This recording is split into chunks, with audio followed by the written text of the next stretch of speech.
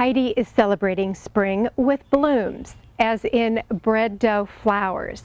It's a technique that Mama Aline made popular back in the 1960s. I'm delighted to welcome my sister, EcoHeidi Borchers. Thanks, Tiff. I think this technique is one of the most classic techniques from Mama Aline. And it amazes me always on a technique like this on how timeless it is. You can take these wonderful flowers made from a slice of bread and you can just create all kinds of things. You can create all sizes. Let me show you how. So here's the ingredients that you're going to need to do this fabulous technique. And you need a slice of bread, white bread. You need a tablespoon. You need a craft stick. Some toothpicks are helpful. Of course, the tacky glue, some acrylic paint, and always helps to have a little bit of cold cream. And people have asked me before if lotion or something else would work. And I've always found that cold cream works the best. You can use a cup to mix it in, or you can use the plastic bag to mix it in. Let's move these aside. And the first thing you're going to do is you're going to take the crust off of your bread.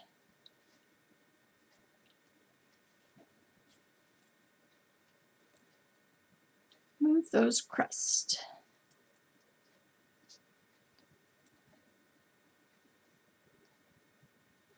And then you break it into smaller pieces into your cup.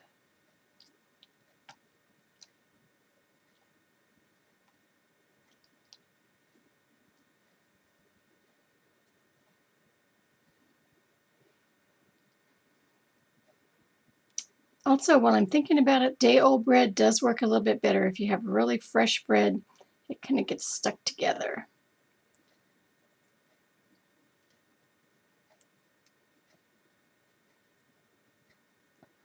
Okay, it's all in our cup. Now we want to add our glue. And it's for every slice of bread, whoops, it is 1 tablespoon of glue.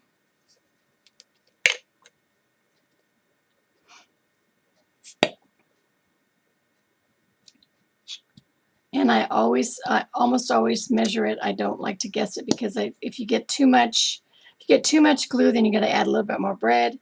If you don't, if it's too dry, then you're going to have to add a little bit more glue. And I just put it into the cup with the bread.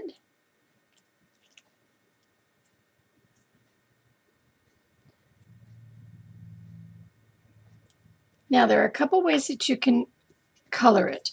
You can actually leave it like this, make your dough, and then paint it afterwards, or you can add the color to it. You can add the color to it now, or you can add the color to it when you have all the dough mixed. And I usually just put, depending on how intense I want my color, I usually just put several drops. Mix it around, make sure it gets all mixed.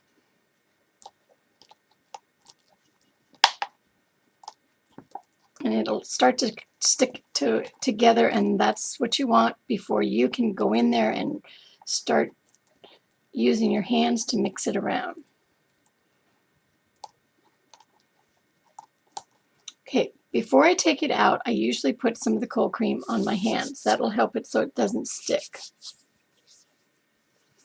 And just like I said, you reach in there, get all that dough out.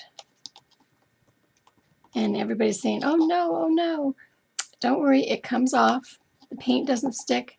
See if I can get all those pieces out. And you just start to knead it.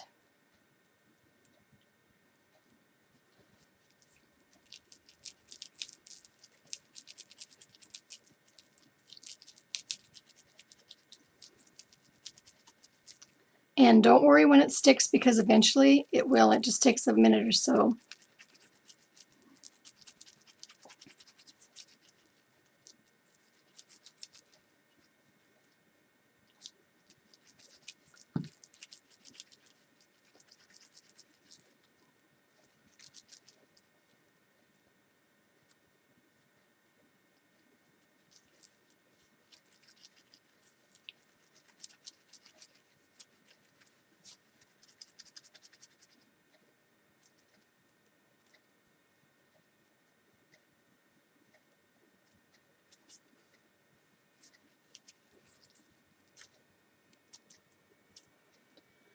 And once you get it mixed, you want to make sure that all the paint is mixed really well. And you can see how most of it's come off of my hand. And you can kind of see how it's mottled a little bit. We want to mix it a little bit more because we want the color to be solid. Remember, this is just glue and a slice of bread. When you have it completely mixed, I want you to take it and put it into a Ziploc baggie. It needs to sit there, for a few minutes, maybe 5 minutes, and it just needs to rest. And I'm going to clean my hands and I'll be right back. When the bread dough is done, it is very pliable. It's like a clay, and keep in mind it is a air dry clay, so you need to store it all the time in a Ziploc bag. And what you start out to do is you take little pieces, keep the main part of it in the bag sealed, and you take little pieces, and we kind of like to say the size of a garden pea. That is a good way to start. You're going to take that garden pea and you're going to squish it and make it flat. Now this is probably one of the most important steps. The flatter you make this piece every time, the prettier and more porcelain looking that the rose will be. Okay, I have my piece flat, and then I start rolling it. Roll and help to curve down that top edge. And there's my bud. Get another piece. Remember, it needs to be the same size. You're going to squish it between your fingers as flat as you can. Paper thin is perfect. Put it up against the little bud. Roll it, wrap it around. Now here at this point too, don't let your petal fall down below the bud, because then it starts looking like a pine cone. Make sure that your petals are even across the top. And roll it down a little bit, and that creates your second petal. We have another one. I think we have time to put a couple more on. Flat, make it really flat. And remember, this is what creates the size of your rose. Put this one opposite. Again, don't let it fall down. It looks too much like a pine cone. Curl your petals back. And see how that's starting to look like a rose. Now, if it gets too thick right here, I usually just roll it between my fingers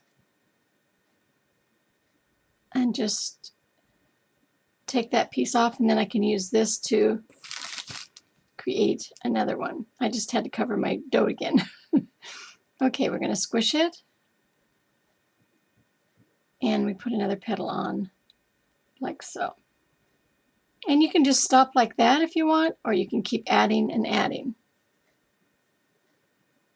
Isn't that cool? Now for the necklace that I made, I'm just going to quickly show you what I did. I used this really cool home decor fringe braid, and I took the size that I needed, the length that I wanted. I took an end of it and stitched it together so that I would have my center point. Just give a little stitch, and then I sewed all kinds of the antique buttons, and in between the antique buttons, if you cut these off with a scissor when you're done, you have a flat base. In between all the antique buttons, I glued some of my bread dough roses. Isn't that pretty? So be sure you try this technique, because I'm sure you're going to find all kinds of uses for it, and it's a wonderful technique to just teach all the kids and all the rest of the family.